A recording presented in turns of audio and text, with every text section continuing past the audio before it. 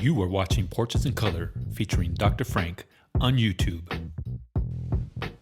Welcome to Portraits in Color. I'm your host, Dr. Frank. What is up, everybody? You know, we've been doing this for like 2.5 years, and I finally realized, because a lot of people have pressured me, they're like, how come you've never done a conversation with Soul Divine? You've been with Soul Divine forever, and you've never had the guys as part of the podcast. And I had to tell them, I was like, Jackson's been incarcerated for a long time. We got to wait till they let him out. Well, parole. Yeah, so thanks, guys. We're going to take a stroll down memory lane today. And then we'll also talk about the show that we got going on November 20th. So I think I'll start off by introducing the fellas. So we got, to my right, we got a guy that once scored 55 points in the 40 and over Barelas Rec League, Philly B. Hi guys, how you doing? Next to him, he was a stand-in double in Black Dynamite, doing his kung fu, Charles Crawford, Charlie Mack. Everybody. Next to him, we have Jackson. I've been incarcerated for the last 25 years. Ayala. Fresh out. Yeah, thanks to Department of Corrections for letting him out for this podcast. Next to him, we have JB, Jack Bailey, the one guy that was talking about, these Rick James stories before Chappelle even ever existed. Right. We heard of what a crazy dude that Rick James was from you.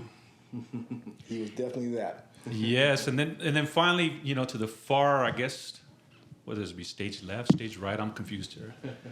He is the 5-time international Fancy Socks winner. Yes, he's won like the Fancy Socks competition like 5 years straight. It's prestigious. And we are here at Casa de Fowler, so thank you for having us, my man. Someone said something about food? Free Yes. tacos? And this particular podcast is brought to you by Beer. Yes. Well, let's jump right in. Next year, 2022, Soul Divine's 25th anniversary.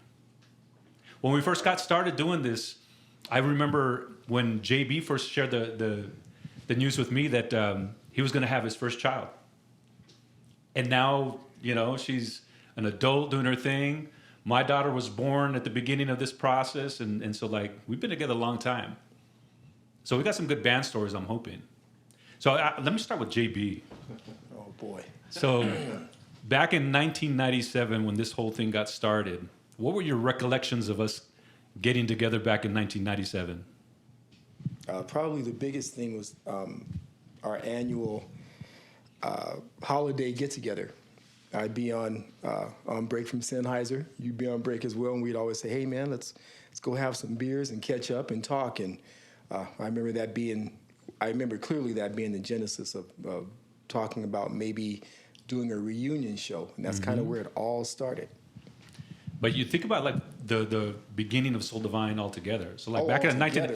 So you remember I was working at YDI at the time, and one guy that deserves a lot of shout out for kind of our genesis is Chris Baca, believe it or not. So he ran YDI, and there was this beautiful theater at the Wool Warehouse. I remember I was in the tail end of playing with Al Hurricane, the legendary Al Hurricane. And we were talking amongst each other, and we're like, yeah, I'm getting ready to leave, Al's band. I've been doing this ranchera thing for way too long already. So I'm ready to do something different. And, we got together with the guys, and if you remember, so me, Donnie, and Juan were all playing with Al. And we were about to join Darren Cordova's band. I remember that. And we started talking, and we're like, well, what if we just decided to do our own thing? I think one of the important things, too, that needs to be said, you go back to 1997, think about the context of music in Albuquerque at the time. It was good for Charles because it's dominated by the blues scene, if you remember. It was all blues. And I remember us having some early conversations and being like, you mean you want to put together an R&B band and try to play downtown Albuquerque? There's no way they're even going to hire us downtown. Do you remember that? I do remember that. Yeah, and so we were talking about that, and we said, well, let's just start, rehearsing. Let's see what we come up with. And because of Chris Baca, here we are at this beautiful theater, able to, rehearse every week, and we start getting tighter and tighter. But if you remember, it was just the four of us.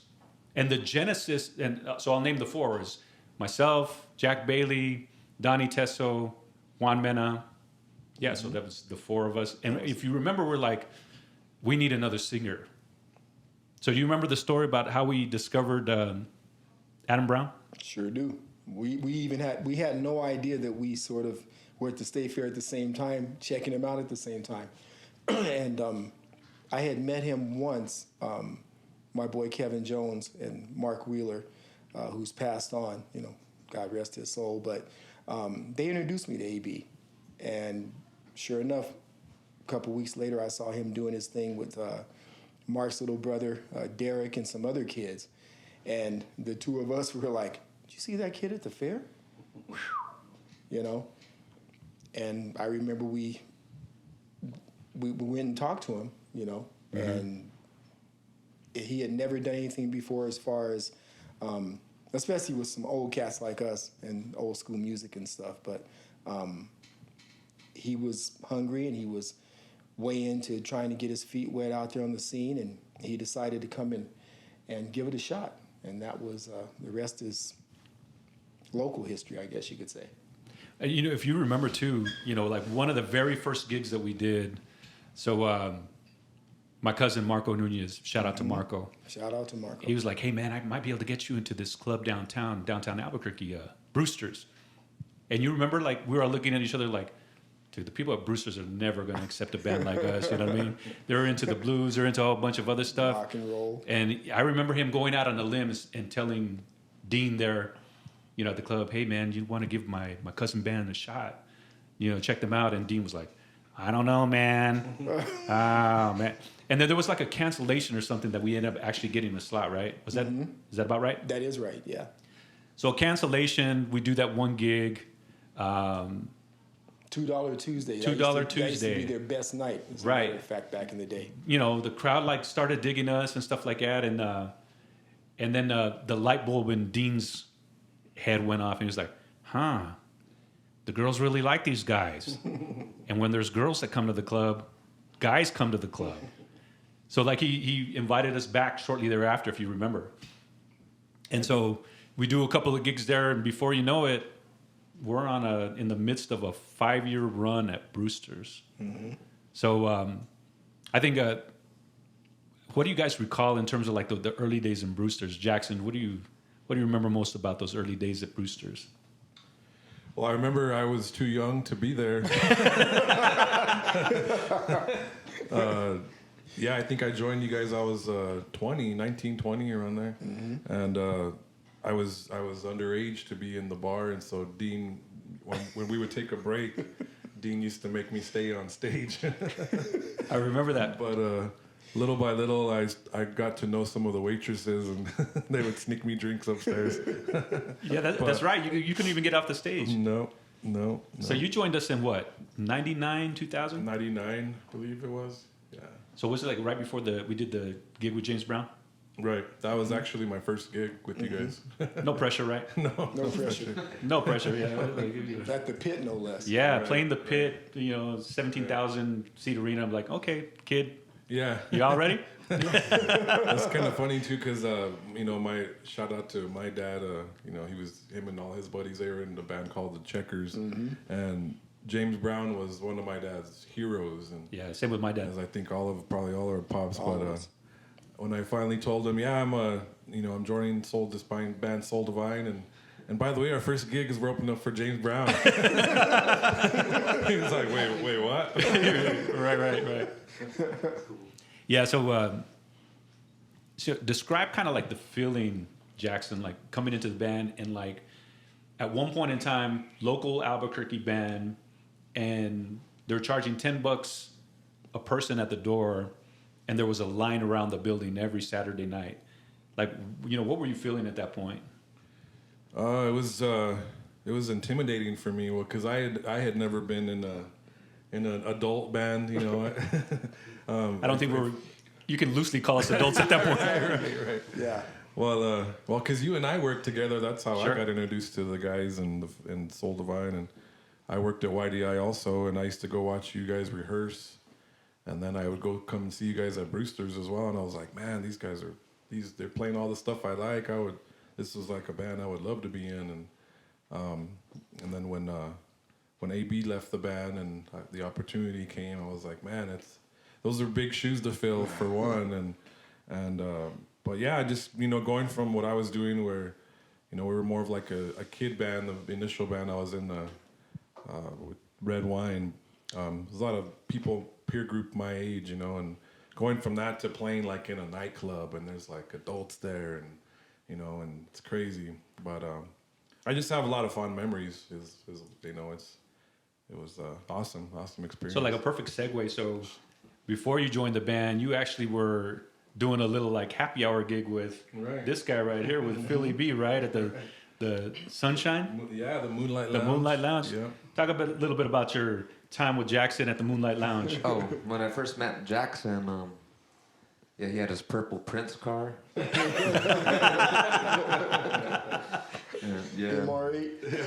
we used to do a little gig at the Moonlight Lounge. That's where we started out. It was pretty cool, but I wasn't ready to make the funk leap yet into that kind of music yet. I was like stuck in the Spanish scene for a while. Yeah. So what'd you think of what were your thoughts of Soul Divine at the time, just from like being adjacent to what we were doing? I actually went to some of Soul Divine's first shows, like the one at the Sunshine Theater. Yeah. Yeah. Yep, that was a Were they crazy throwing crowd. shit at It us? was a wild crowd. It was like a hip hop crowd, and they were trying to do a live music thing. Right. Yeah. Yeah. And I was like, "This is dope!" And I was like, "They're about to be a dope band playing," and nobody was really feeling it. Just a bunch of kids, I say that's an understatement.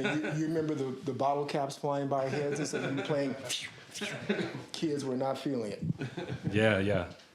I remember being in the basement at the Sunshine, waiting for us to go on.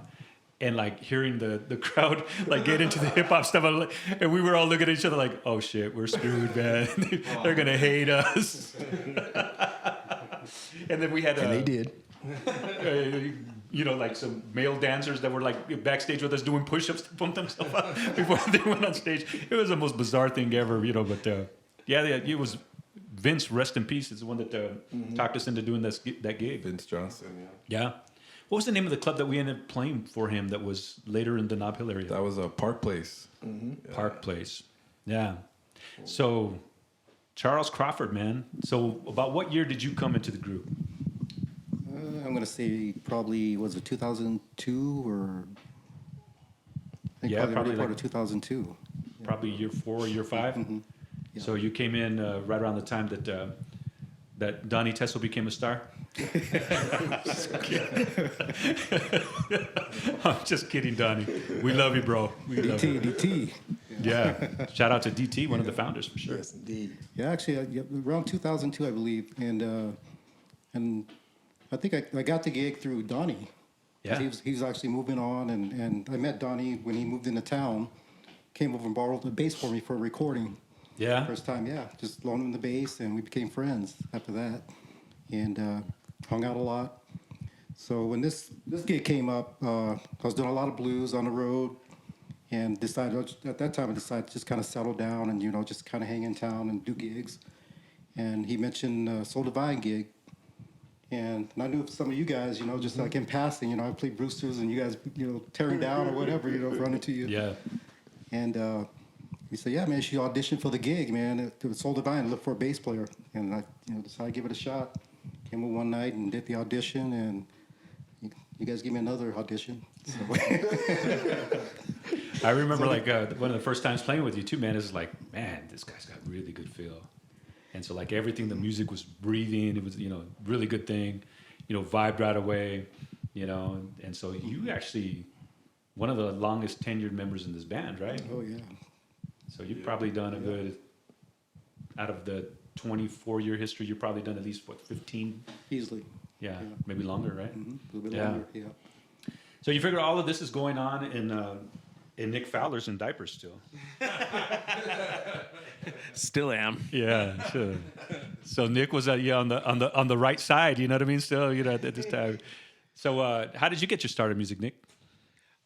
Started music. I mean, when I was just a little kid, I wanted to pick up the guitar. I saw one of my parents' friends slaying the guitar, and we went to not Best Buy, but Best over there on Manal. They bought me a $50 guitar, and I didn't care for it. I stopped doing it. And then my brother, Zach Fowler, my parents got him a bass for Christmas, and he ducked to water with that. And, you know, as brothers do, then I get the jealousy, and I just say, well, shoot, I'm going to do that too. Right. And then he went into theory and music history and composition. I said, I'm not going to do that. So I wanted to be Jimmy Page. Yeah. So I went and took lessons, and my parents just always had music playing. You know, Earth, Wind, and Fire, Ohio Players, you know, they come from the old school.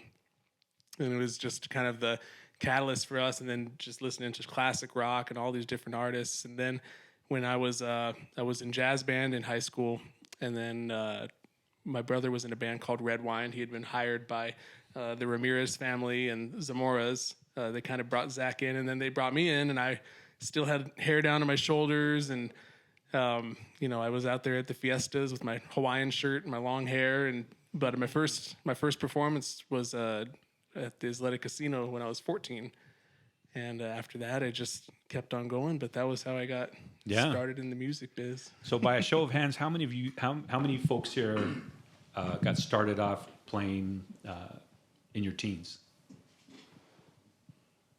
So we were all. So I did my first gig. I think I was 16. So about how old were you when you did your first gig? My first gig in the bars, or like Well, you know, if it was a strip club or, you know, it was a church. And even my first bar gig, I was 18. I was too young. But my first gigs have been since very young. Oh, Yeah. sorry. How about you, Chuck? 18, Annex 2. At the Annex, yeah. You're taking this way back, man. How about you, Jackson? I think my first gig was like 17. I think was like it's like a church fiesta or something. Is that right? Yeah. How about you, JB? 16. Shout out to my boys. Used to be called Devotion and the Funky Bunch, but Charles Mitchell and Jackie and Charles Ray Haynes and Michael Goodson, Virgie Stanley, all those cats brought me along when I was very young, 16. Yeah. So like one of my first gigs, you guys are going to laugh. I don't know if I've ever told you the story, but, you know, my parents had a band. Just like, you know, Jack's parents were involved in the music scene. My parents had a band called Southside back in the day. And I came up as a saxophone player. I don't know if you guys know that or not, but my first instrument is saxophone. So I played saxophone. That's where I learned music theory. That's where I was in school band, with band nerd, whatnot. What a dork. But yeah, exactly. And I'm still a nerd. But anyway, so you know, it was hard for them to fit me into the band because they always had reliable horn players. So I just took, like, at 14, I was like, man, I like the drums. I'm gonna play drums. So I start messing with drums, and they start seeing like a little bit of potential. So I was like, oh, okay, cool. So true story, I do like a show with them at 16 at the New Mexico State Fair. So it's like thousands of people out there at the Via Hispana or whatever like that, and that's like my first gig, right? No pressure on drums. But one of my, probably the second gig I do with them. So they're like, hey, our drummer can't do New Year's Eve. At the time, 16 going on 17. And I do New Year's Eve with them, play the whole night. We're doing the last song of the night, mind you. Like one of my very first gigs, one of the last songs of the night. And this guy's like drunk on the dance floor like that. And our horn player at the time was drunk too. So like they start bumping into each other. True story. So they say, okay, Frank, go ahead, take a solo. I'm like, oh my God. And you guys know what? I've been playing for 40 years. I still hate to solo because I'm terrible at it. But anyways, so like give me a little solo. I start soloing. This guy like is falling down drunk. He lands on our sax player. And like they fall to the floor and they hit the floor hard. Like this dude like face plants on the floor right in the middle of my solo, and everybody's looking at him, hey man, you're a killer drummer. Look at you. You're knocking them out, man. They're over here, they're falling down like flies in the middle of the floor. So our sax player gets up like that, and he's like, he's laughing and stuff like that, and he goes to pick up the guy, and the guy wouldn't get up, and he's like, come on, get up. The guy fell down because he had a massive heart attack. Oh my God. Died on the dance floor of my second gig. Yeah. Killing him. I kill him. So yeah, everybody says like, you're a killer drummer, man. Yeah. You're a killer drummer, man. You just kill him, And it was deep too, because I was going to Rio Grande High School at the time, and he was a teacher there. So like after everything happened, I went back to school that, right after the holidays, and everybody's sad because the teacher died, and I was like, yeah, I killed him. I was so bad on drums, I killed him. Anyway, so we all have a long history of playing music and stuff like that. So Jack Bailey, let's go back to you, man. So some of your earliest musical influences, man. Oh my goodness. I mean, that list is so long, it's almost impossible. But of course, like most kids, especially a lot of young black kids that gravitate towards the guitar, Jimmy was my guy, and from then on, I mean, you just name it. I mean, all the funk groups of the 70s, all the rock groups of the 70s, and, of course, you guys know, and a lot of people probably know by now because I wave that flag every chance I get, but I'm a metalhead. Everybody knows that 80s metal, Crew, Rat, Dokken, George Lynch is my favorite guitarist as far as in that genre. So runs the gamut. Yeah. How about you, Jackson?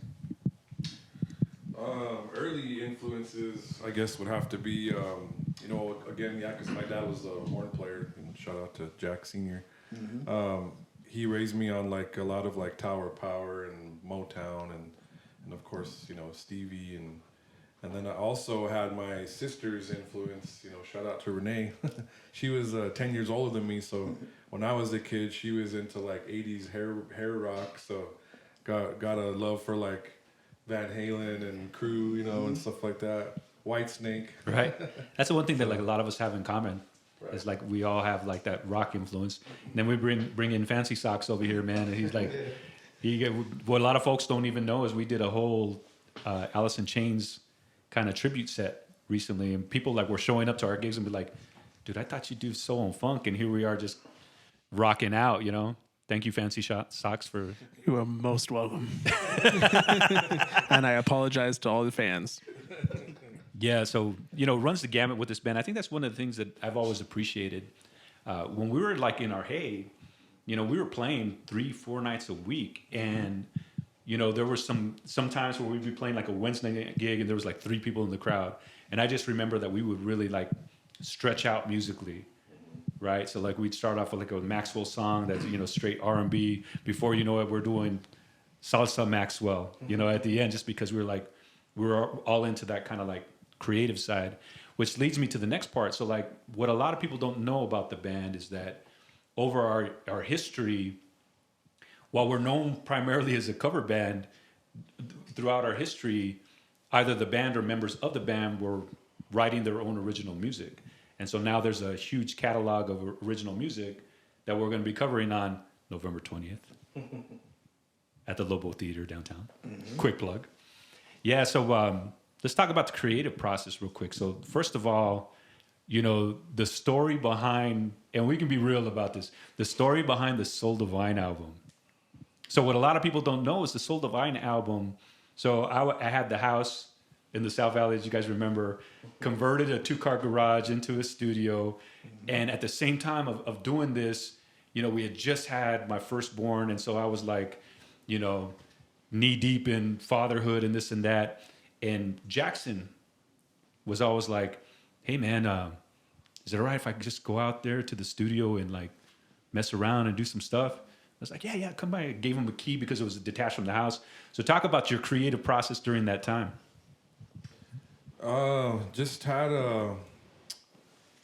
Just was very, very hungry for creating at that time. I was an area that I had not really explored all that much, and so having access to that, and like again, man, it's always have huge gratitude for that period of time, because it just gave me an outlet at that time to go and explore that creative side, which is what I had never really done before.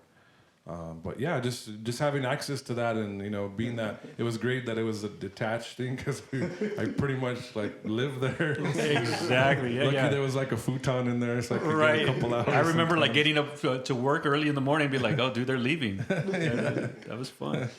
Yeah, and so you're going through this whole process, and you're writing a whole bunch of songs. JB comes in, and it's like, because JB's the creative person that he is, he's like, okay, well, Jackson's doing some stuff.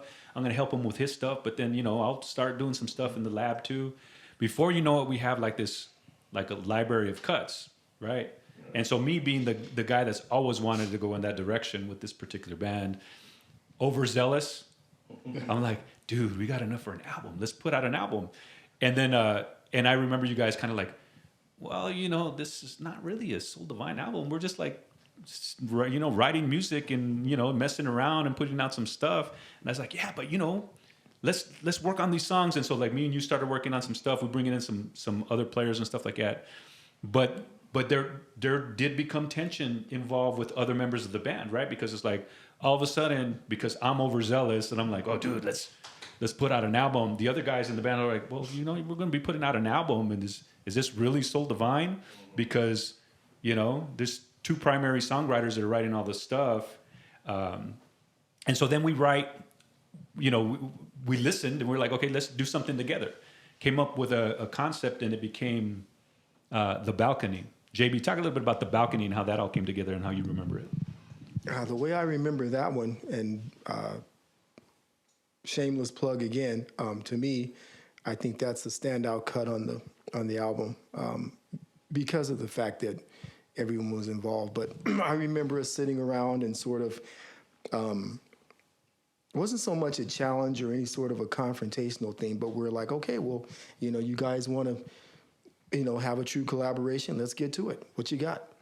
And we all sat around and sort of just started playing.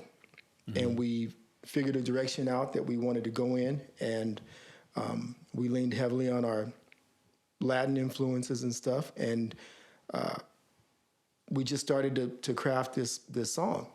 And you could see the enthusiasm level right away because everybody was involved and they all had a hand in it.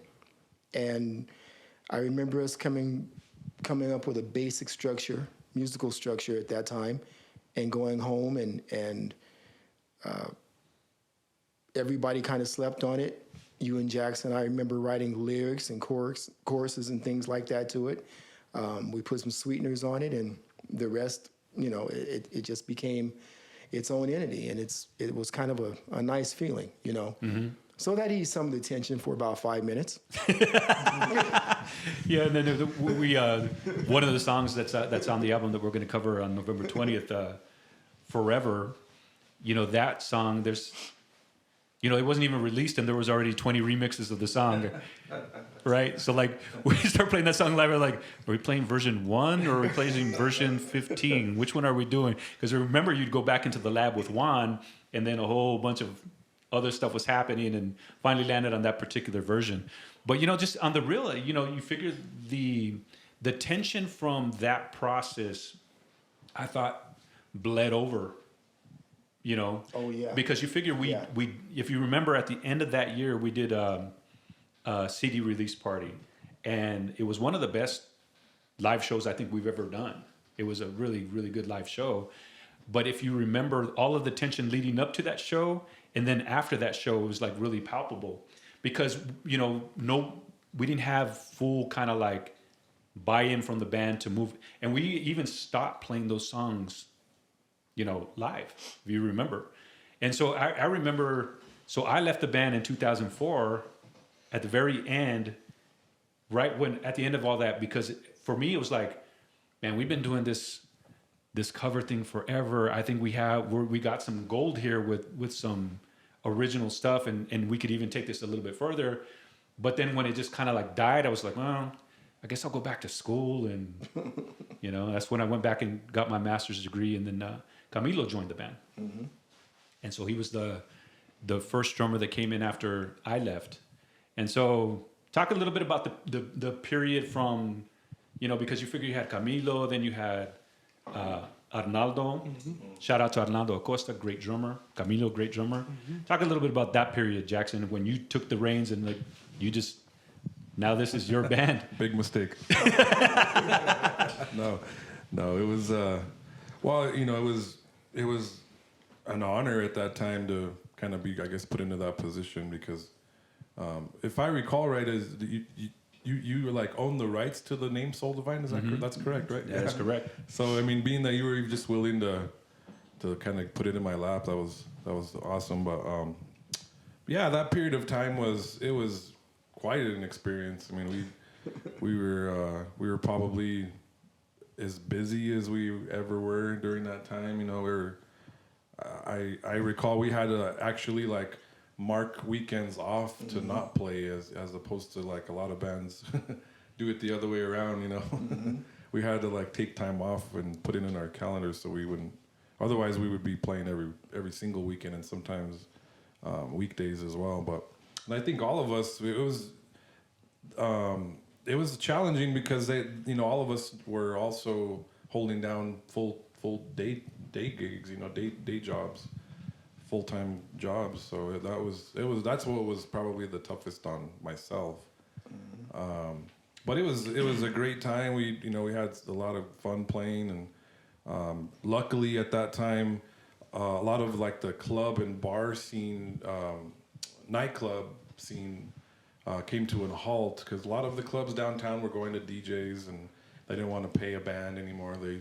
It was a business decision, which we kind of understood. But luckily for us at that time, the casinos started to pop up, and so we were able to we didn't really miss a beat. We just went and started playing we had contracts with all the casinos, and so that kind of, honestly, that kind of like saved us in a way, because the bar and bar gigs kind of dried up because they were all going to DJs. But yeah, we stayed really busy, and it was exhausting. Yeah, I still feel it today. Right. So I think one of the things that doesn't get discussed a lot when we like reflect on the band's history and stuff like that. So we were always on the grind. We played a lot. It's really kind of gratifying this day and age to see like a lot of younger cats that are on the come up that run into any one of us. And I know this has happened to me several times. Where we're like, man, you guys were like a big influence on me as a musician or me as a band, that type of thing. I think the one thing that rarely gets discussed is how we fought for pay equity for musicians. And to the point where we had very lucrative gigs that we walked away from because we demanded equity in terms of how they were going to pay bands. At the height of the Brewster's years, we were probably the highest paid club band in town, and walked away from a lucrative gig because we're like, look, at the end of the day, if you're not willing to like be partners with the entertainers, in terms of like sharing profits and things of that nature, then we'll find another place. And we have a built-in crowd. We knew the leverage that we had, if you remember. We knew the leverage that we had, and we walked away, got more money. And I don't think it gets recognized enough that because some of the stances that we were taking at the time, it just elevated the pay for other bands and artists, altogether. So like a rising tide lifts all boats. So that's another part of the legacy that I'm really proud of. So Charles, man, what'd you think about the time from Pick a mic, man. So you coming on board, you like in 2002 to like, I think so. The band stopped playing full time in 2011? Does that sound about right? I think it's like 13 or 13. Was it 13? 14, yeah, I think. About couldn't have been 14 because that's when we did the reunion show, Oh, okay. and you guys had already been out the game for a couple of years. Yeah. Maybe Oh, 12 yeah. then, or, Yeah. it doesn't sound right. Yeah, probably. So what are some of the highlights that you remember, Chuck? I think just the popularity of the band when I got in. I mean, I just could believe like the fans and just how much support the band had from fans. I mean, that kind of blew me away. And so when I got in, I mean, it was awesome for me. It's like, cool, man. These guys have gigs. They have gigs. Got gigs, got built-in crowd. Built-in crowd. All the hard work has been done. Yeah, great players. I mean, it was just an awesome situation Yeah. to fall into. So, and that's one thing I remember. And just like I say, the rabid fans. Just how crazy they were for the band, and always, the support was always there. So the years in question, and when in terms of like when the band broke up. So, but when the band finally decided to call it quits, at the time, me and JB, and he spoke to this earlier in the episode, we would get together, if you remember, like every year around the holidays, and we would just, it was never nothing more than like reminiscing, talking about the old days and stuff like that. We'd always get together, have beers and stuff like that. Then like 2 or 3 years into our little kind of new kind of routine that we kind of set up, you know, every year during the holidays, then Donnie Tesso and Juan started joining us, and then we started having some good conversation. Oh, you remember that back in the day? How about the time that we opened up for Lakeside? You remember that? Oh, you remember that one time that the Daz Band really just handed us our ass? That's a story for another time. But so JB, talk about a little bit about, you know, us having these ongoing conversations and what later eventually meant a reunion for the band with original members.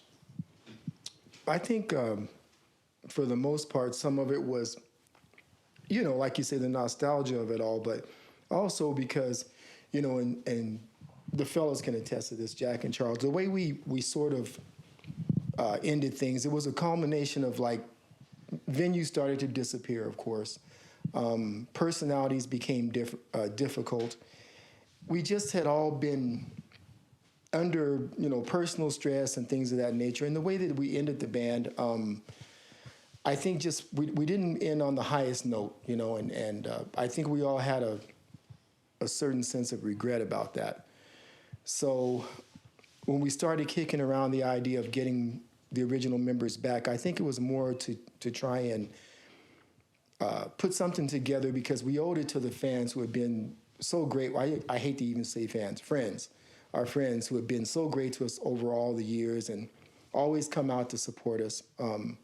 We owe them something more than what we had given them on the way out. So I think that was where we all were in agreement that let's do something that's special and give back to ourselves, but also give back to our friends, you know. And it was the right thing to do, I think. And it was a gang of fun too, by the way. Yeah. So prior to doing the SD20 reunion show, which we kind of like embellished a little bit. We weren't quite at the 20-year mark. Right. Maybe 16, 17 years. But yeah, SD20 is a lot more, you know, catchy than SD16. Right, yeah. So, you know, so we ended up doing the SD20 show.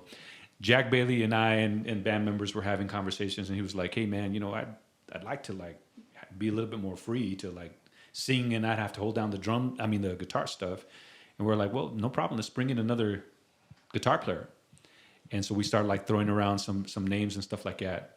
And I'll remember to this day, I was like, who was that white kid that used to play for the James Douglas show, man? Because that kid was good. I remember seeing him, man. He used to have like the bandana on and the cool hat and stuff. That dude was good, man. Anybody know that guy? And it was like, yeah, that's and then to go to show you like how big a presence his brother is. They're like, yeah, that's Zach Fowler's brother. Yep. Does he have a name?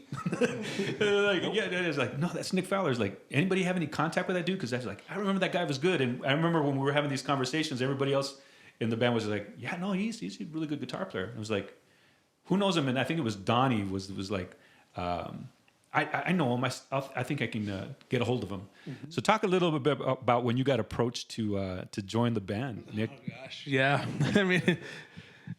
I mean, I'll back up even further than that. I'll back up to back when I was in the James Douglas show, and I hated Soul Divine because at all the gigs they had all the crowd, they had all the girls, and a James Douglas show we were making no money. We were in a 8-passenger tour bus with 12 of us driving to Elko, Nevada.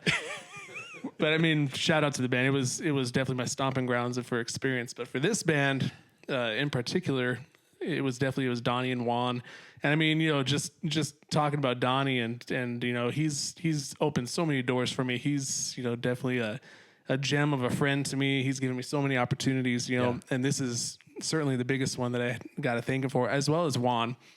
And I think I was most surprised because in other bands I had been in, the guitar is almost like a, you know, rock bands, they have 2 guitar players, but a band like this, usually you don't have 2 guitar players. Usually the guitarist kind of holds onto it. And when they approached me to be kind of back up to Jack, and I knew Jack's abilities, I mean, I knew just his presence and his aura, and you know, he's adored by, you know, the people that love this band, and he exudes that to them. He's such a people love to just approach him. And just this last weekend at Revel, he had 13 beers on stage. And dude, the other thing that is like, I had some friends that were there, and they were like, so at the end of the night, I walk off the stage, like nobody knew anything. They're like, okay, whatever.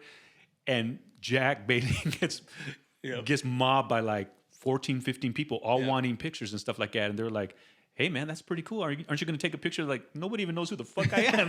They want to take a picture with Jack Bailey.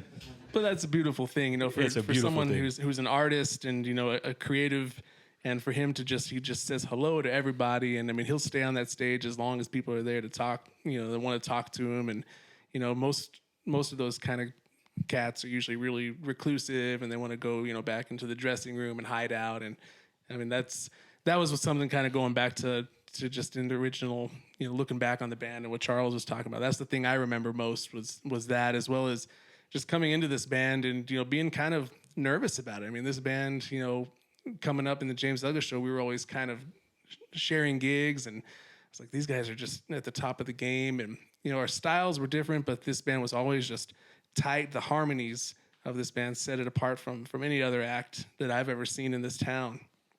And, I was nervous and just kind of the outsider. But then all of a sudden I come into the band, and it's just like it becomes a family. And, us with each other and with each other's our spouses. And, it's really just it opened it up to just really being comfortable to do what I do. And then with Jack Bailey, just learning from him. And it's been nice because we don't step on each other's toes when it comes to guitar. Charles and I, we played in bands probably for 15 years now. We've been doing bands, and Frank and I, we play in other bands together now. Yep. So it's become something so much bigger.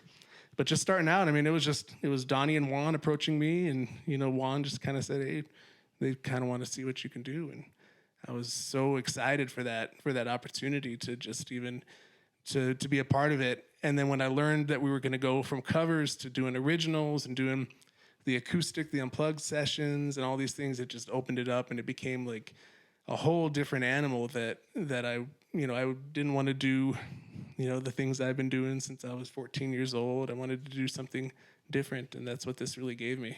So I was very, very happy. And it's like you feel like a glove. I remember like the first couple of rehearsals, I was like, this is like perfect. This is something that, it's such a big compliment to come in and like automatically day one felt good. The vibe between the two guitar players was always complimentary. Yeah. The way that you guys play in without even having to say anything is like, you guys would just start playing and be like, okay, you guys just knew how to like mesh from the get-go. It's always been just an understanding, and we don't sit here, when we're rehearsing here, we don't sit here and work out parts. He's got a totally different vision of how the song should sound to me. And it's so easy. It's unfair how easy it is, because usually you got to talk, and then bringing Philly B in and just, I'm not stepping on his toes, because he just has this just creative mind of how he fills in music. And like, there's never anybody that's duplicating anybody. Right. And then, the vocals, when we just work it out, and I mean, we're sitting here, and those of us that aren't singing on the song, we're just in awe of the harmonies that these guys come up with. And it's just, geez, I hope we could pull it off live. Which is a perfect transition to Philly B, man. Grab that microphone, young man. So, I believe it was right before the pandemic, so it could have been 18 or 19. We decided that was our first attempt at like, okay, let's do our original music in a real kind of intimate setting. And that kind of spawned the idea to do what later became the living room sessions. And so like, we just had this fun kind of like, let's get people that like the band to like, like get in a lottery to like, for us to play in their living rooms. And we did like 3 living room sessions. And then at some point in time, we were just like, we needed like a different texture with the keys, right? We need like, the different sound, different texture and stuff like that. And so, we start tossing around ideas of like, well, who might be a good fit to bring in to do that? And the go-to names of folks that are really good in this town got brought up, and we kind of like went back and forth. And then at least 3 people in the band, I remember, were just like, no. With all of those people that we've already named, we need to go with Philly B because he'll be a perfect complement to the band. So talk a little bit about you coming in the band probably in the last couple of years. Oh wow, it was such an honor, like to being chosen out of all these really great keyboard players around town. But I'm real low key and laid back, and I'm really about the song, and I'll just lay back and listen to everybody. Yeah.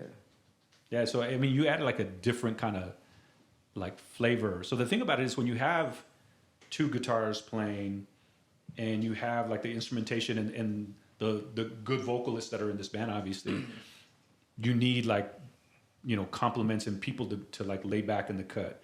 So like Charles and I are probably a good example of that, right? So nobody's ever going to be like looking at me and be like, oh yeah, there's the next Thomas Pridgeon over there, man. He's killing it with all this. No, but because the emphasis of this band is vocals and like just a overall sound. So you coming in and bringing kind of the flavor that you brought to the band, I thought brought a lot. Yes, I love throwing that third harmony in there. It just comes in. And then we got just another. So like another thing that people probably don't know about this band is that there's at least 4 lead vocalists in this band. The other thing that probably a lot of people don't know about this band is almost everybody in this band is a multi-instrumentalist. So like Nick plays drums, bass, guitar. Jack, forget it, man. I think he plays everything but harmonica, maybe. Find me a harmonica. He probably low-key plays harmonica. He's just not telling nobody. I got one right over here. It's gonna be part of the podcast. Yeah. Jackson's a master at the pan flute. Right. Shit. A master of the whatever flute. So that's another unique thing. So like in the Hey, going back to that, it was really fun that we'd get on stage and we would all just like play different things. There were times where I'd come up in front of the band and someone would go back and play drums, and Jackson would go from guitar to keyboards and stuff like that. So I think that was always a really unique feature of this band as well. So welcome to have you, my man. Man, it's an honor being here with you guys. The vibe is so good with all these guys. It's like nobody's in competition. It's no, and it really does feel like family. It's just feeding off the energy. That we go to each other's functions and hang out, comment a bunch of crazy comments on people's posts, especially Jackson every Halloween. Yeah. So why don't we end with a little discussion about what's going to be happening on November 20th? So, now we're 24 years into this experiment, and now we're full-fledged. Like this show on the 20th is us doing original Soul Divine songs, original Jack songs, original Jackson songs, original Philly Bizzle songs. So, what are your thoughts going into this show, Jack? JB? Well,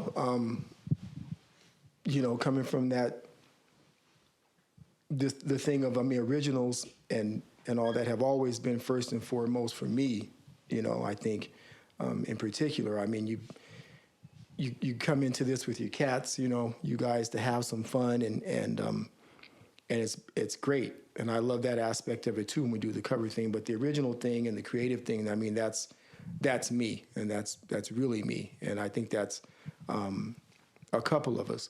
So it's going to be a really fun experience to just get out there, because it's evident from rehearsals the way you guys interpret music as far as people's different offerings that they come to the table with. It's such a fun thing, and it's liberating. In fact, I would even say sometimes I've even gotten lazy because Nick is so good that I defer a lot to him, so that for the first time I sort of can be free to sort of go out and do a little more fronting and do a little bit more singing without having to worry about whether we've got it held down. So it's going to be a really cool experience. I feel like, because I live for original music, I live for creativity, and I really want to say one other thing, which is I really feel that people need to get out and support young upcoming cats. Isaac, Dee, and Paul, and Arthur. These cats are real. about what they do. Isaac Aragon and the Healing, which will be opening Yes. up for Soul Divine. And I respect that a great deal. And I think people need to come and make sure you get there early in time to get the full experience, because I don't feel like you want to miss these cats. I think this is going to be an experience you're going to want to not miss a minute of it. So that's kind of my take on it. Yep. What are your thoughts there, Nicholas? Oh, thank you. Since we're like Ditto. like we're formal now. It's Indeed. not Nick anymore, it's Nicholas. Nicholas, thank you. I think that just coming into this and the original aspect of it, I mean, just starting with this band, even when I started with it, that was the intent, of the reunion show. And then, when we did the Elements show with the Earth, Wind, and Fire, I mean, all those things, sure, we're giving homage to the greats, but we also wanted to bring our own thing. And now I think it's our time. We always talk about, these songs need to stand on their own. They need to be as good.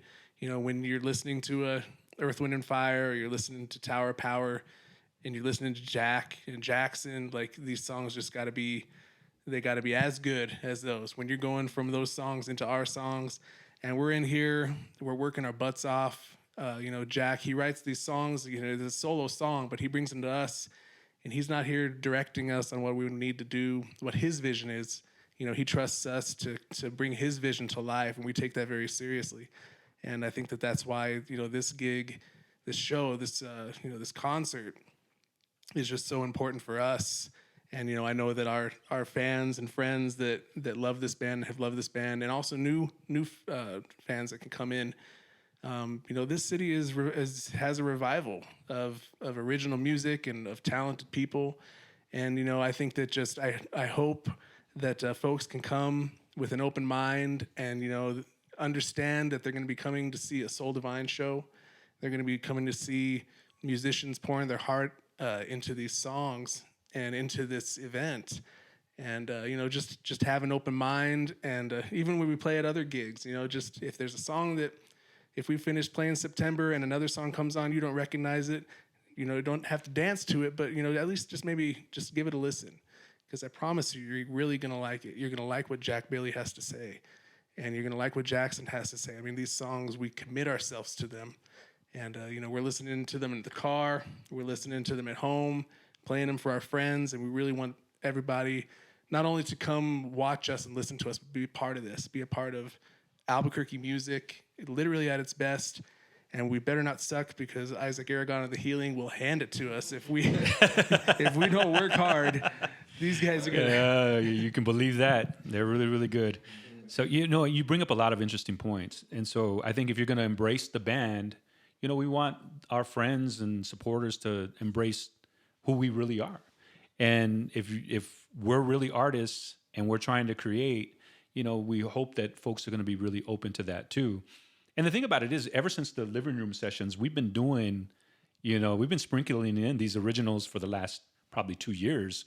And, I'm seeing more and more that people are really responding to them. People that follow us on a regular basis are starting to recognize them and be like, oh, okay, I know that song and stuff like that. And so just come in with an open mind and open heart, right? Mm-hmm. Well, I mean, like we always say, you don't know what you know till you know. We've been hearing, and these songs, I mean, they exude a feeling. You might not actually like September. Not my favorite Earth, Wind, and Fire song, but that song takes somebody back to their heyday of watching Soul Divine at Brewster's, 5 Jägermeisters in and having the best night of their life. And I remember September was my favorite song back then. So, these songs can be your new favorite songs if you just give them a chance. And I think that's why we got to we're gonna bring it hard this time. We're gonna keep bringing it hard afterward. And I think that's kind of the destiny that I think that we're kind of hoping to leave. We're headed towards. Yeah. Yeah. So any final thoughts there, Jackson, about the show? It's exciting. I'm very, very excited for this experience.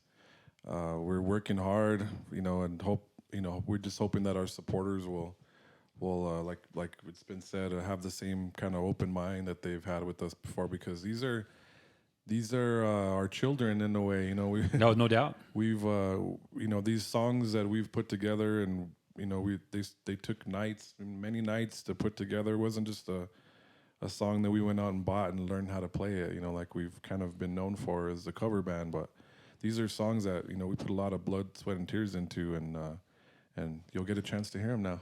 Finally, so I'm excited. Yeah, so exciting time. So thanks everybody for for getting together, tell this very complex story. So we have Philly B, we have Charles Crawford, we have Jackson, we have JB, we have Nick Fowler. Shout out, Dr. Frank. Yeah, man. Shout out to founding members, man. Give them their just due. Shout out to Donnie Tesso. Shout out to Juan Mena. Shout out to Adam Brown. All played a huge role. And even I remember back, like you mentioned, Arnaldo, and Camilo. Arnaldo Acosta. I'm the gringo. I can't, but those guys, they continue to be a part of our lives. Around Albuquerque, and I mean, just gosh, I remember seeing you guys with all the different renditions and hating you just the same, because you guys it's like, gosh, these guys are really, really good. And I mean, it just, always the vibe that you guys had. But certainly, this is a big family that we continue. Yeah, and it can't be said enough too, because like Juan Mena in particular, right? So what a lot of people don't know is that before there was Soul Divine, there was a band called Gypsy. And that band called Gypsy was Juan Mena, Jack Bailey. I was at the tail end of that, so myself and Donnie. So like the core of that band became Soul Divine with added members. So like the genesis goes beyond 1997. This goes back to the early 90s. And Juan played a huge role in that. So shout out to Mr. Mena. So with that, we're going to wrap up. Everybody, thanks. Soul Divine and Isaac Aragon in the Healing, November 20th. At the Lobo Theater. It's not really downtown. It's Nob Hill, more or less. Yeah, tickets available at Ticketmaster.com. Doors open around 7.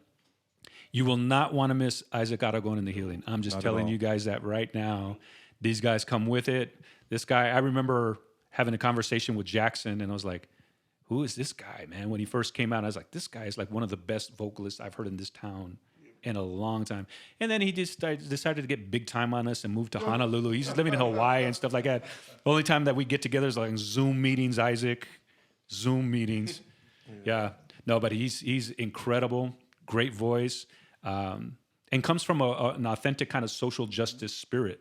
So his lyrics have some real significant meaning, which I think people are really going to gravitate towards.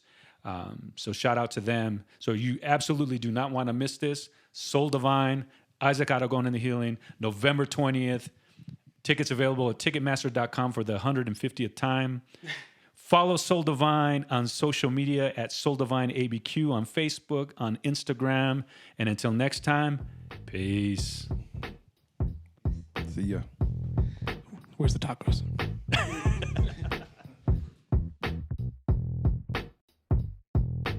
Thanks for watching this clip from Portraits in Color.